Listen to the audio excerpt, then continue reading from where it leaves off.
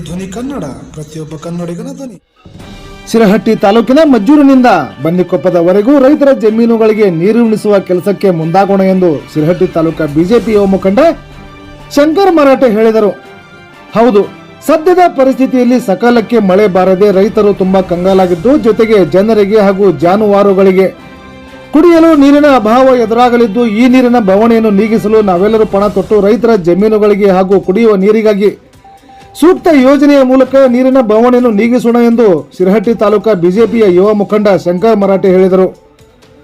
ಅವರು ಗದಗ ಜಿಲ್ಲೆ ಶಿರಹಟ್ಟಿ ತಾಲೂಕಿನ ಹಡಗಲಿ ಗ್ರಾಮದ ಶ್ರೀ ವೀರಭದ್ರೇಶ್ವರ ದೇವಸ್ಥಾನದಲ್ಲಿ ನಿನ್ನೆ ರಾತ್ರಿ ಕರೆದ ರೈತರ ಸಭೆಯ ಅಧ್ಯಕ್ಷತೆ ವಹಿಸಿ ಮಾತನಾಡಿ, ಶಿರಹಟ್ಟಿ ತಾಲೂಕಿನ ಬನ್ನಿಕೊಪ್ಪದಿಂದ ಮಜ್ಜೂರು ಗ್ರಾಮಗಳ ಸುತ್ತಮುತ್ತಲಿನ ಎಲ್ಲ ರೈತರಿಗೆ ಹಳ್ಳದ ಮುಖಾಂತರ ರೈತರ ಜಮೀನುಗಳಿಗೆ ಸರ್ಕಾರದಲ್ಲಿ ಬರುವ ಎಲ್ಲ ನಿಗಮಗಳಲ್ಲಿ ತೆಗೆದಿರಿಸಲಾದ ವಿಶೇಷ ಅನುದಾನವನ್ನು ಬಳಸಿ ಸಣ್ಣ ಹಿಡುವಳಿ ರೈತರಿಗೆ ಏತ ನೀರಾವರಿಯ ಮೂಲಕ ಗಂಗಾ ಕಲ್ಯಾಣ ಯೋಜನೆ ಅಡಿ ಹಳ್ಳದ ಮೂಲಕ ಪೈಪ್ಲೈನ್ ಅಳವಡಿಸಿ ರೈತರ ಜಮೀನುಗಳಿಗೆ ನೀರು ಹರಿಸಲು ಸೂಕ್ತ ಯೋಜನೆಯನ್ನು ರೂಪಿಸಿ ಶಿರಹಟ್ಟಿ ಮತಕ್ಷೇತ್ರದ ಶಾಸಕ ಡಾಕ್ಟರ್ ಚಂದ್ರಲಮಾಣಿ ಅವರ ಮೂಲಕ ಈ ಯೋಜನೆಯನ್ನು ಸಾಕಾರಗೊಳಿಸಲು ಸರ್ಕಾರದ ಗಮನಕ್ಕೆ ತೆಗೆದುಕೊಂಡು ಬಂದು ಸೂಕ್ತ ಅನುದಾನವನ್ನು ಮಂಜೂರು ಮಾಡಿಸಿ ಸಂಬಂಧಪಟ್ಟ ನಿಗಮಗಳ ಮೂಲಕ ಯೋಜನೆಯನ್ನು ಅನುಷ್ಠಾನಗೊಳಿಸುವ ಮೂಲಕ ಈ ಭಾಗದ ರೈತರಿಗೆ ಅನುಕೂಲವಾಗುವಂತೆ ಎಲ್ಲರೂ ಶ್ರಮಿಸೋಣ ಎಂದು ಹೇಳಿದರು.